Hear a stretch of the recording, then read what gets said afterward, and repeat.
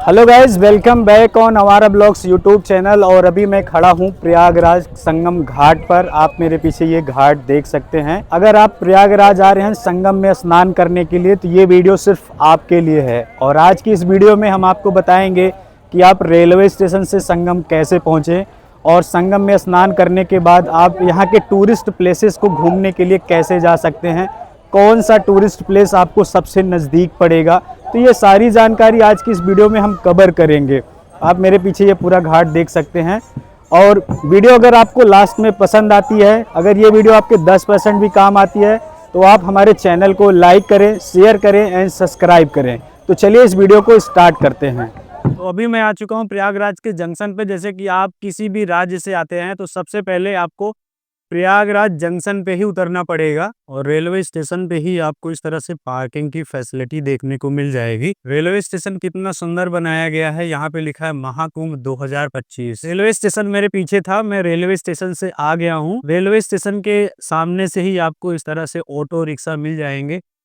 भाई, इधर संगम जाने के लिए कितने रुपए लगते हैं? 20 रुपए। 20 रुपए शेयरिंग है ना? शेयरिंग कितनी दूर है यहाँ से? यहाँ से 8 किलोमीटर, 8। 8 किलोमीटर।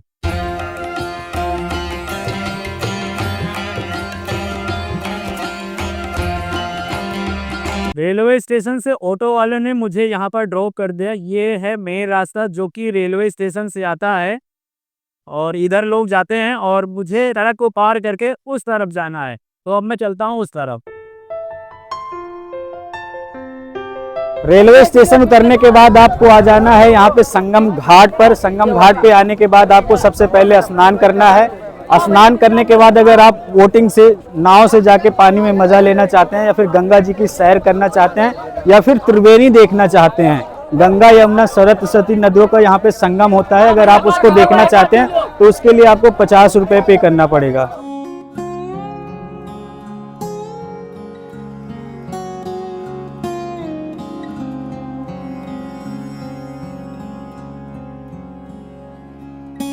तो संगम घूमने के लिए आपको घाट से सिर्फ 50 रुपीज़ देना पड़ेगा और 50 रुपीज़ देने के बाद आप संगम में यहाँ पर आकर त्रिवेणी को देख सकते हैं।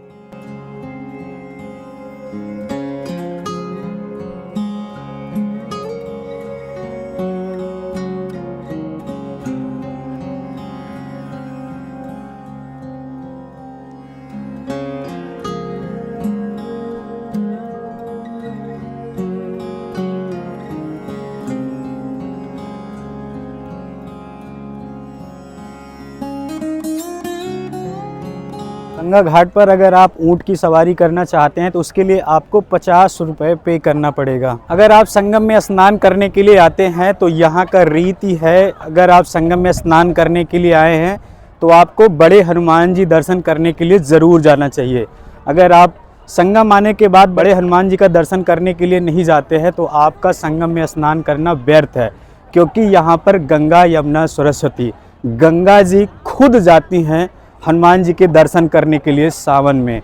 और हनुमान जी 10 से 12 दिन गंगा जी के पानी में ही डूबे हुए रहते हैं। वहाँ पर था संगम। संगम से हम करीब 500 मीटर पैदल चल के आए और आ चुके हैं हम अक्षय वट में। और अक्षय वट में चलिए चल के देखते हैं क्या क्या देखने को मिलता है।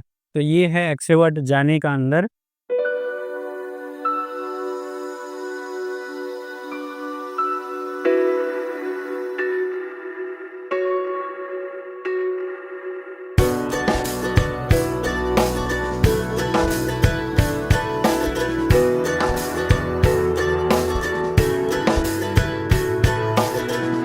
ये जो अक्षय वट है ये प्रयागराज फोर्ट कहते हैं। तो अगर आपको किसी से जानना है, पूछना है, यहाँ पर आना है तो आप प्रयागराज फोर्ट कह के आ सकते हैं। यहाँ पर अकबर ने इस किले को अपनी छावनी के लिए बनाया था कि उसके जो सैनिक हैं इसमें रह सकें। और कहा जाता है कि अकबर ने यहाँ से 10,000 हाथियों को लगाया था कि जो लेटे हुए हनुमान जी हैं उनकी मंदिर को उठा दिया जाए।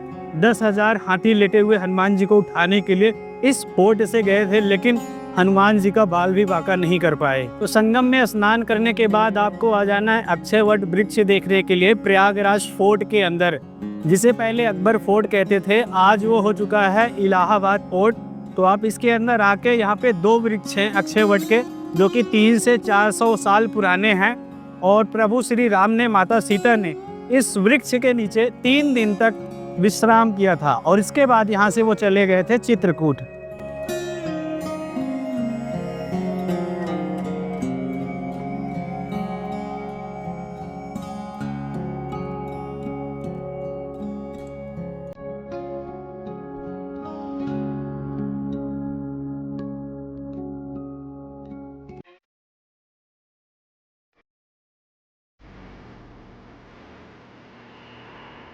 तो अगर आप किसी भी राज्य से आते हैं तो सबसे पहले आप आ जाइए प्रयागराज जंक्शन। जंक्शन से जाने के बाद आपको कुंभ में मेला स्नान करना है, कुंभ देखना है, गंगा स्नान करना है।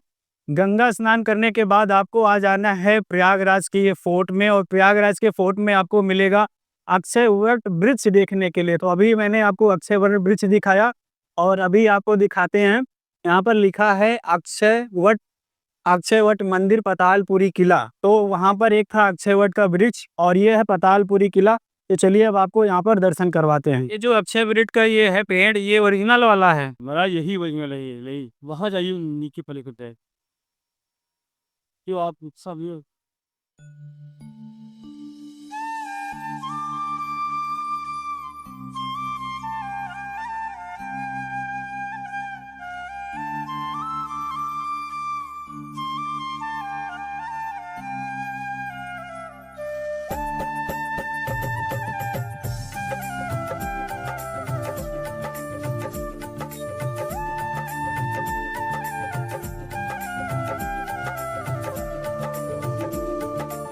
इस फोर्ट में घूमने के लिए मुझे किसी भी प्रकार का चार्ज नहीं देना पड़ा। मैंने ये तिलक लगवाया था तो इसके लिए 10 रुपये देना पड़ा।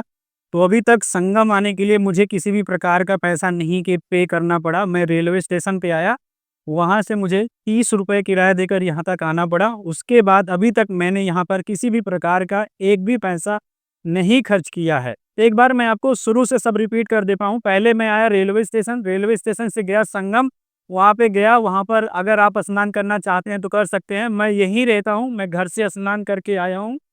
उसके बाद मैं गया प्रयागराज फोर्ट। प्रयागराज फोर्ट में अक्षय वट वृक्ष देखा, एक वृक्ष और था वो भी देखा। दोनों वृक्ष देखने के बाद यहीं से 100 मीटर की दूरी पर है लेटे हुए बड़े हनुमान जी का मंदिर। कोई लेटे हुए हनुमान जी बोलता है, कोई बड़े हनुमान जी का मंदिर बोलता है। तो एक बार चलिए आपको हनुमान जी का दर्शन कराते हैं।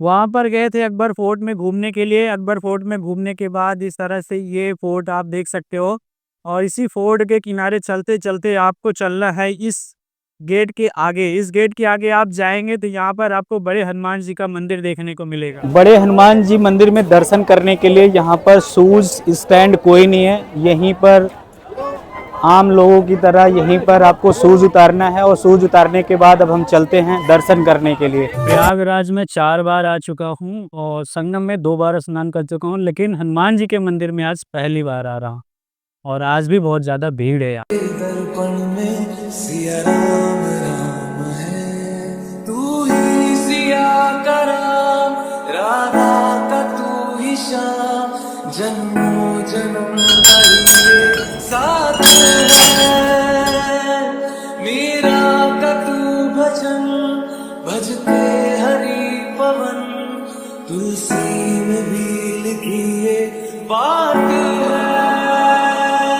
मैं अभी खड़ा हूँ मंदिर के अंदर और यहाँ पर वीडियोग्राफी फोटोग्राफी अलाउ है, तो आप भी आकर यहाँ पर फोटो खींच सकते हैं। तो फाइनली बड़े हनुमान जी पे हमारा दर्शन हो चुका है, लेकिन आपको एक चीज़ बताता हूँ, आपको नोटिस करना है। मंदिर सुबह 5:30 बजे खुलता है, दिन में 2 बजे बंद हो जाता है। दिन में 2 से 4:30 के बीच में मंदिर बंद रहता है।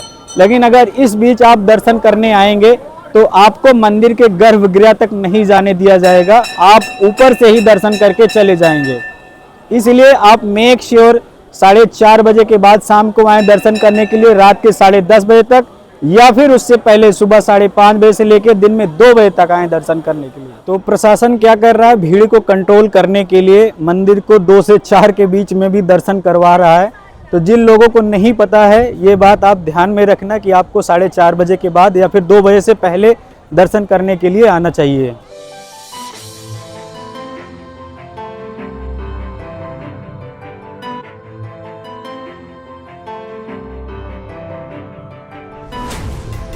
हनुमानगढ़ी में लेटे हुए हनुमान जी का दर्शन करने के बाद वहीं से 100 मीटर पहले ही पड़ता है जगदीश भगवान जगन्नाथ जी का मंदिर। यहाँ पर है सुभद्रा जी, बलदाऊ बलराम जी और जगन्नाथ जी का यहाँ पर मंदिर है, और उनके सामने है प्रभु श्री राम, लक्ष्मण जी और माता सीता जी। तो यहाँ पर भी आप आके दर्शन कर सकते हैं। प्रयागराज के सभी घाटों में से मुझे ये जो घाट अच्छा लगा, दशाश्वमेध घाट अच्छा लगा। ये बहुत ही ज़्यादा नीट एंड क्लीन है और कुछ लोग यहाँ पर भी स्नान कर रहे हैं। और जो शाम की आरती होती है गंगा जी की, वो इसी घाट पर होती है, दशाश्वमेध घाट पर।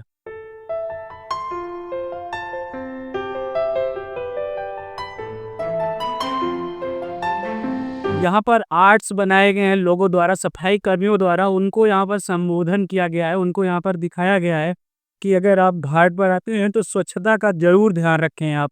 तो इस तरह से कुछ ये दिखता है, बहुत ही ज़्यादा अमेजिंग है। और यहाँ पर अभी क्राउड कम है क्योंकि ये जो घाट है संगम से 1 किलोमीटर दूर है। इस घाट के बारे में लोगों को बहुत कम पता है, इसलिए यहाँ पर सबसे कम भीड़ है। प्रयागराज संगम से करीब 6 से 7 किलोमीटर की दूरी पर है चंद्रशेखर आजाद पार्क, जहाँ पर चंद्रशेखर जी ने लास्ट गोली अपने कनपटी पर मारकर खत्म कर दिया था, और इसी के अंदर है प्रयागराज म्यूजियम। तो चलिए, अभी मैं इस पार्क में आ चुका हूँ। यहाँ पर आने के लिए 5 रुपए का चार्ज देना पड़ेगा आपको।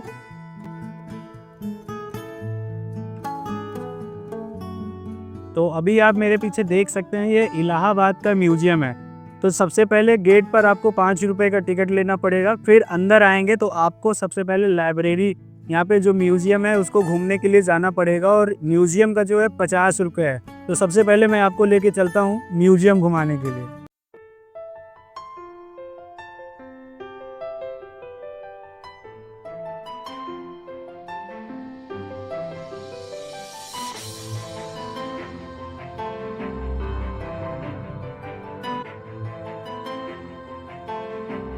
तो अभी मैं खड़ा हूँ चंद्रशेखर आज़ाद के लाइब्रेरी में, और यहाँ पर आपको कार्ड पिस्टल मिल जाएगा जो चंद्रशेखर ने लास्ट गोली अपने सीने पे मार लिया था, क्योंकि उनको पता था कि मैं किसी के हाथ जिंदा नहीं पकड़ा जा सकता। तो चलिए मैं आपको इसी गैलरी में वो पिस्टल दिखाता हूँ। पिता का नाम बता। स्वतंत्रता। माँ का नाम बताइए। भारत माँ। नेम आजाद। पक्षी जिसका खून न खौला, कौन नहीं वो पानी है, जो देश के काम न आए वो बेकार जवानी है।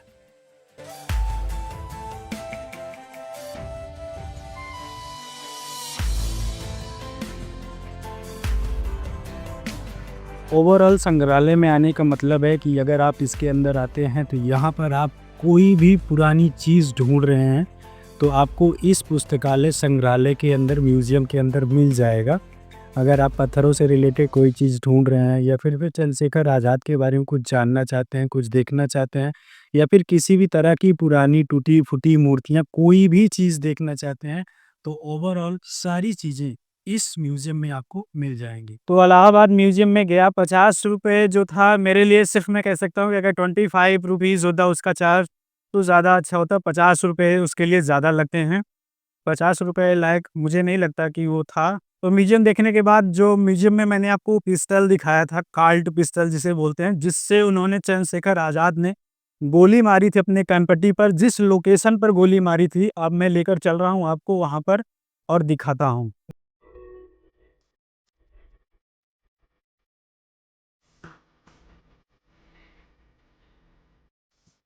आप यहाँ पे देख सकते हैं चंद्रशेखर आज़ाद की ये मूर्ति है, और यही जो पेड़ है, ये आप पेड़ देख रहे हो, इसी पेड़ के पास से बैठकर वो गोलियां चलाया करते थे। 27 फरवरी 1931 को आज़ाद जी ने अंग्रेजों द्वारा ना पकड़े जाने के लिए, उनको जिंदा ना पकड़ सके कोई भी अंग्रेज, इसलिए उन्होंने अपने कनपटी पर गोली मार दी थी।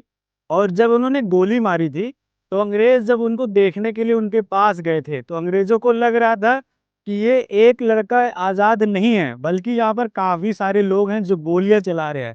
28 से 35 बोर वाली उनके पास जो कोल्ट पिस्टल थी, उसी से वो गोली चला रहे थे। और जब अंग्रेज आए उनको देखने के लिए, तो डर गए थे। इतने ताकतवर और बहादुर इंसान थे कि अंग्रेज लोग उनके पास जाने के लिए डर रहे थे। तो अगर आप संगम घूमने के लिए आते हैं तो संगम से 8 किलोमीटर की दूरी पर ये आज़ाद पार्क है, तो आप एक बार इसमें आके विजिट जरूर करें। ये शहीद आज़ाद पार्क, और ये जब मैं आया था यहाँ पर 9 बजे तो मुझे लगा था कि शायद यहाँ पर 1-2 आदमी आते होंगे घूमने के लिए, लेकिन ये बहुत ही फेमस पार्क है। और आज न्यू ईयर है, तो न्यू ईयर के दिन आप बहुत ज़्यादा क्राउड यहाँ पर देख सकते हैं। पूरा रोड भरा हुआ है यहाँ पर, जिसको घूमने के लिए देख लो कितने लोग आए हुए हैं।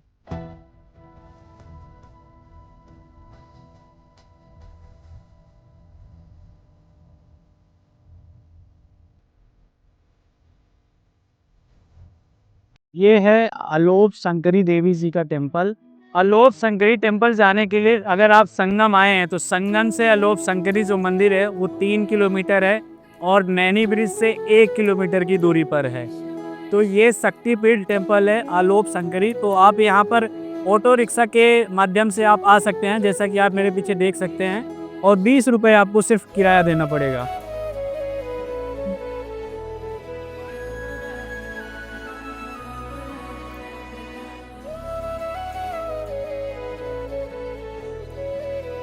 अलोप शंकरी टेम्पल में जाने से पहले अगर आप प्रसाद लेना चाहते हैं माता को चढ़ाने के लिए, तो यहाँ पर पूरा जो प्रसाद है वो 80 रुपये का है। और मेरे पास प्रसाद रखने के लिए कोई जगह नहीं है, इसलिए मैं छोटा प्रसाद लूँगा, क्योंकि मुझे और भी यहाँ के लोकल टूरिस्ट प्लेसेस को घूमना है। ये वाला जो प्रसाद है ये 80 रुपये का है, आप देख सकते हैं।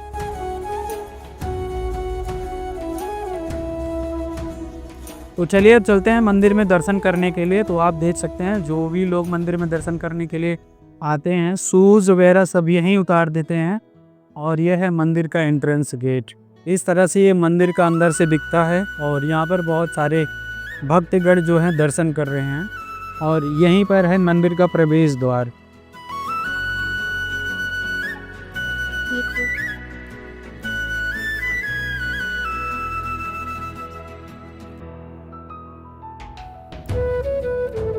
प्रजापति दक्ष की पुत्री और शंकर भगवान जी की वाइफ माता सती का यहाँ पर दाहिना हाथ गिरा था और यहाँ गिरने के बाद वो लुप्त हो गया था, इसीलिए इसको अलोप शंकरी देवी मंदिर के नाम से जाना जाता है। तो इस मंदिर में दर्शन करने में सिर्फ 5 मिनट लगे, 5 मिनट में दर्शन हो गया है। क्राउड ज़्यादा नहीं था आज। प्रजापति दक्ष ने एक यज्ञ किया था जिसमें भगवान शंकर को नहीं बुलाए थे। भगवान शंकर को न बुलाने के बाद माता सती फिर भी अपने पिताजी के घर चली गई थी और शंकर भगवान ने उनसे बोला भी था कि आप बिना बुलाए अगर आप अपने पिताजी के घर जाएंगे तो हो सकता है कि आपको वहाँ पे असम्मान का सामना करना पड़े। और इसके बाद भी वो चली गई थी। वहाँ जाने के बाद उनके पिताजी द्वारा उनको धिक्कारा गया, जिसके वियोग में उन्होंने खुद से स्वयं को अग्नि में समर्पित कर दिया था। इसके बाद भगवान शिव जो है माता सती को लेकर तांडव किए थे और तांडव में इतने विलीन हो गए थे कि धरती पर प्रलय आने वाला था। तो भगवान विष्णु ने माता सती के 52 टुकड़े किए थे और उनमें से एक टुकड़ा जो उनके दाहिने हाथ का अंग था वो आके अलोप शंकरी देवी में गिरा था। अगर आप संगम घूमने के लिए आ रहे हैं तो आप उसमें आनंद भवन को जरूर ऐड कर लेना, क्योंकि ये संगम से सिर्फ 3 किलोमीटर की दूरी पर है। तो अभी हम आनंद भवन के अंदर आ चुके हैं। यहाँ पर दोनों तलों के लिए मतलब ग्राउंड फ्लोर और फर्स्ट फ्लोर 2 तल के लिए बनाया गया है। दोनों तलों के लिए अगर आप घूमना चाहते हैं, दोनों मंजिल पर घूमना चाहते हैं, तो उसके लिए आपको 100 रुपये का टिकट लेना पड़ेगा। टिकट जो है मैंने ले लिया है दोनों फ्लोर का, क्योंकि मुझे आप लोगों को दिखाना है, अदरवाइज़ मैं यहाँ पर सिर्फ ग्राउंड फ्लोर को घूम के ही चले जाता। अभी मैंने ये देखो यहाँ पर लिखा है दोनों तलों हेतु, मैंने दोनों तलों के लिए 100 रुपये का ये टिकट ले लिया है और ये टिकट अब इनको देते हैं। ये लो आप। जैसे ही आप एंट्री करते हैं सबसे पहले यहाँ पर आनंद भवन के बारे में लिखा है। ये है जो ग्राउंड फ्लोर और ये है यहाँ का फर्स्ट फ्लोर। तो चलिए अब चलते हैं इसके अंदर, देखते हैं क्या क्या चीज़ें दिखती हैं और 100 रुपये जो इसमें चार्ज लगे हैं वो क्या यहाँ पर देखने से अदा होगा या नहीं होगा। तो फर्स्ट फ्लोर में आपको ये देखने को मिलेगा पारिवारिक धरोहर कक्ष, मतलब नेहरू जी के परिवार के बारे में सारी चीज़ें बताई गई है।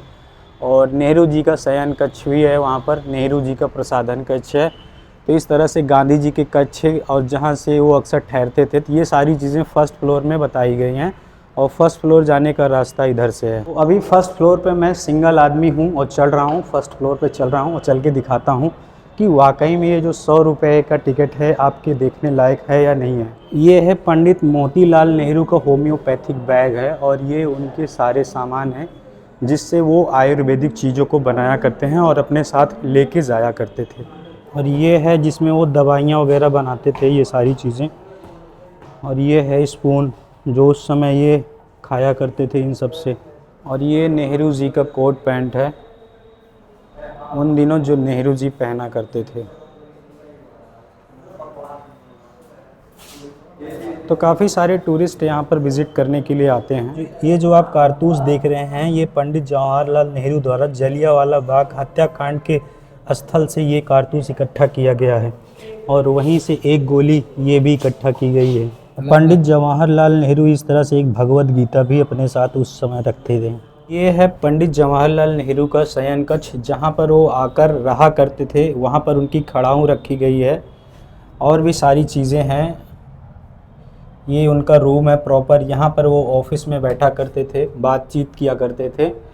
और ये है उनकी सारी पुस्तकें। ये जो रूम है ये महात्मा गांधी का रूम है, महात्मा गांधी इसी रूम में आकर ठहरा करते थे। और ये है उनका बिस्तर, आज भी अभी वैसे ही लगा हुआ है। सिर्फ मैं अपने सब्सक्राइबर को बता रहा हूँ कि अगर तुम आनंद भवन आ रहे हो तो 100 रुपये वाला टिकट मत लेना।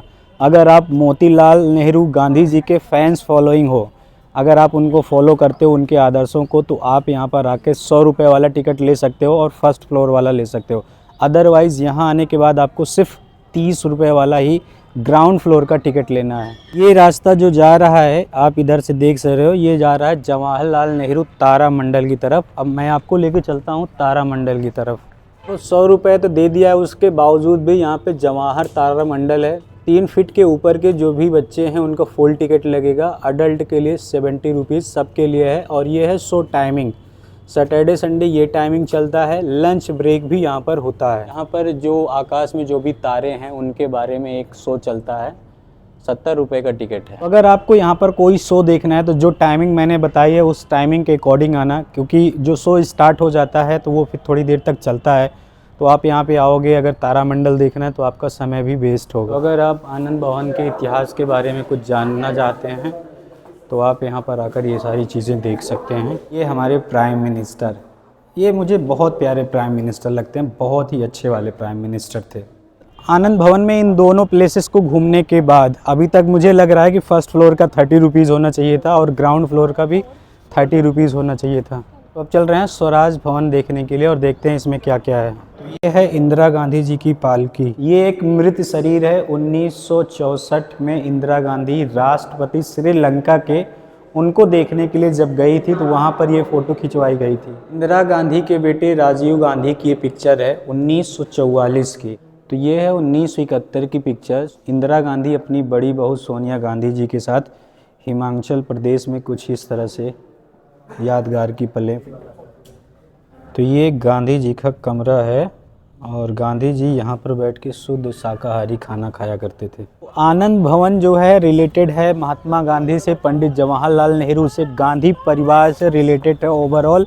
और ये जो भवन है ये इंदिरा गांधी का है और इसमें फ्री है, कोई भी चार्जेस नहीं लगते। सिर्फ आनंद भवन में प्रथम फ्लोर जाने के लिए 100 रुपये, ग्राउंड फ्लोर जाने के लिए 30 रुपये। तो अगली बार जब भी आप यहाँ पर आना सिर्फ ग्राउंड फ्लोर का टिकट लेना, 100 रुपये वाला टिकट मत लेना क्योंकि वो वेस्ट ऑफ मनी है। तो अगर आप आनंद भवन घूमने के लिए आते हैं तो यहीं पर है ऋषि भारद्वाज का आश्रम।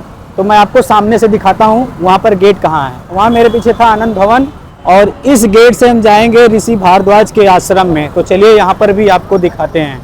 तो गेट से अंदर आने के बाद ऋषि भारद्वाज का आश्रम कुछ इस तरह से दिखता है और मुझे अभी वहाँ पर चलना है, वहाँ पर चल के आपको दिखाते हैं। तो अयोध्या से चलकर माता सीता, प्रभु श्री राम और उनके भाई लक्ष्मण अयोध्या से निकले थे। तो यहाँ पर आके ऋषि भारद्वाज से मिले थे और उनके आश्रम में कुछ दिन तक रुके थे। और ये यहाँ पर चित्रण किया गया है, ये देखो।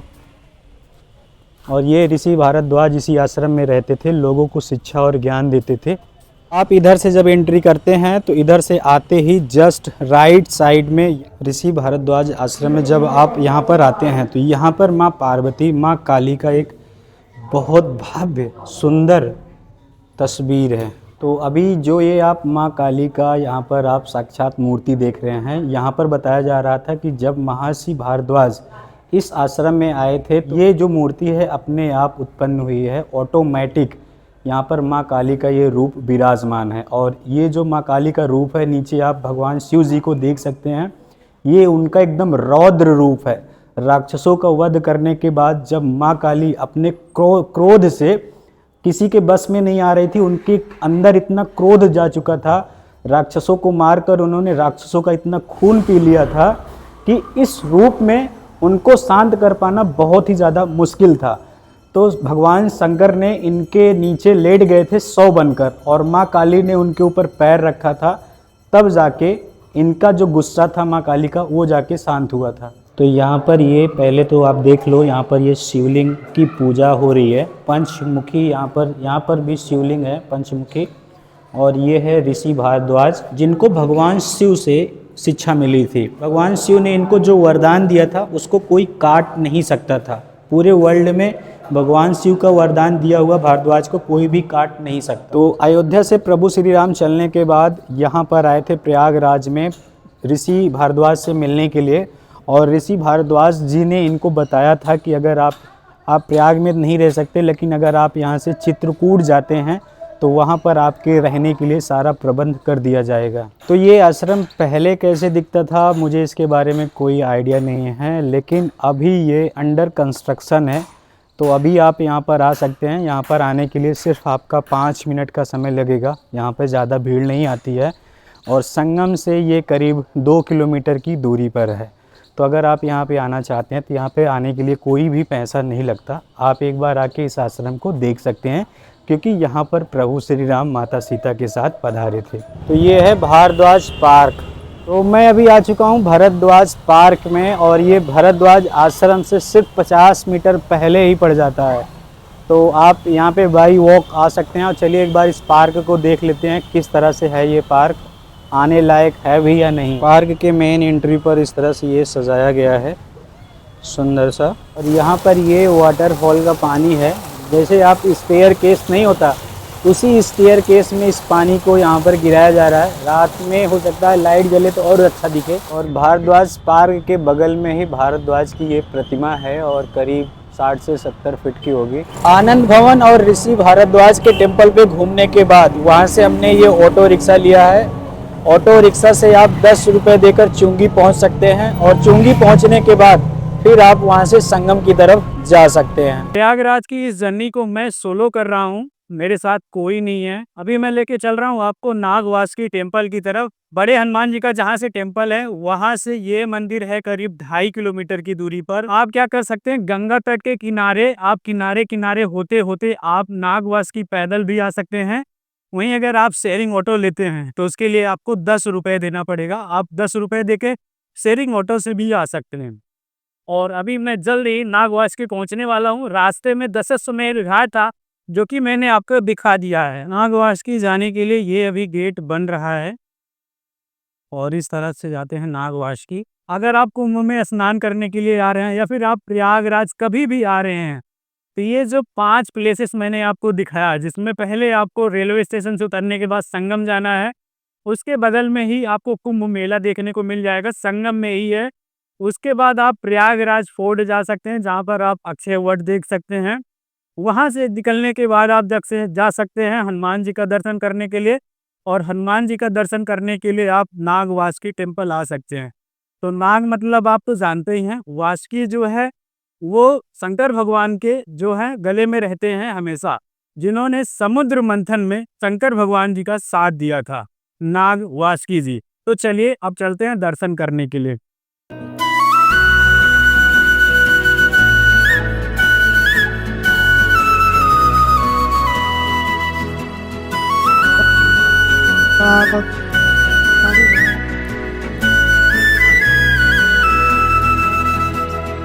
तो आप देख सकते हैं नागवासुकी मंदिर में पूजा अर्चना चल रही है।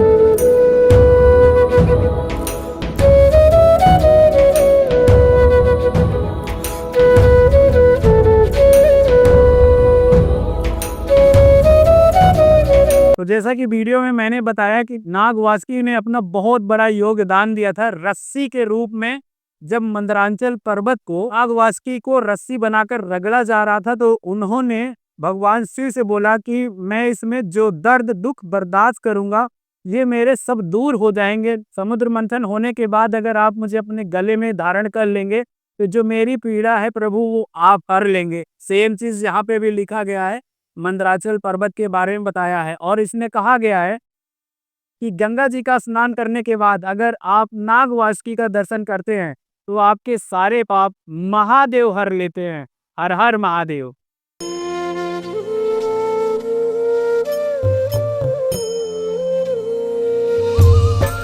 वहाँ पर है गंगा जी में सीधा स्नान करो और आपको ऐसे नाग वासुकी मंदिर आ जाना है।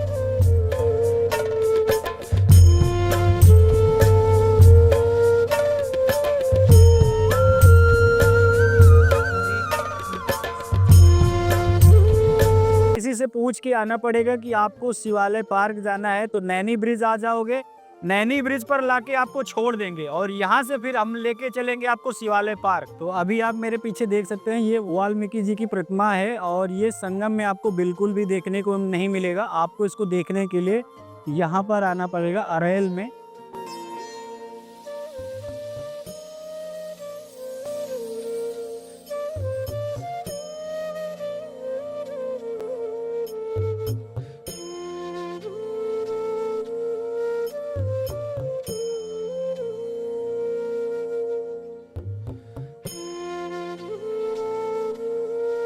तो वाल्मीकि जी की प्रतिमा से सिर्फ आपको 50 मीटर पैदल चल के आना है और यहाँ पर आपको इस तरह से दिख जाएगा शिवालय पार्क। और ये मेरे पीछे आप बोर्ड देख सकते हैं। अब चलते हैं शिवालय पार्क के अंदर, आपको सारा कुछ घूम के दिखाते हैं। तो जो आपको फर्स्ट इम्प्रेशन यहाँ पे शिवालय पार्क में देखने को मिलेगा ये है समुद्र मंथन का दृश्य यहाँ पर दिखाया गया है। इधर ये देवताओं की सेना है और इधर असुरों की सेना है और ये मंदार पर्वत है आप देख सकते हैं। और यहाँ पर जगन्नाथ जी विष्णु भगवान जी कछुआ बनकर यहाँ पर विराजमान हुए हैं जो कि देखने में बहुत ही ज़्यादा अट्रैक्टिव है। शिवालय पार्क में आते ही सबसे पहले आपको टिकट लेना पड़ेगा। मंडे टू फ्राइडे 50 रुपीज़ है एडल्ट के लिए, सैटरडे संडे है 100 रुपये।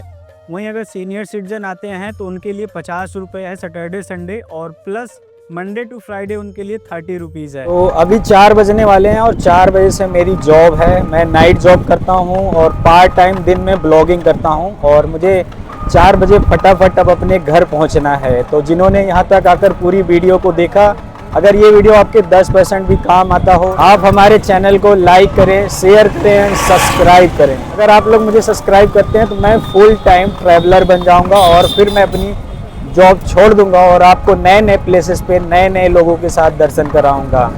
हर हर महादेव।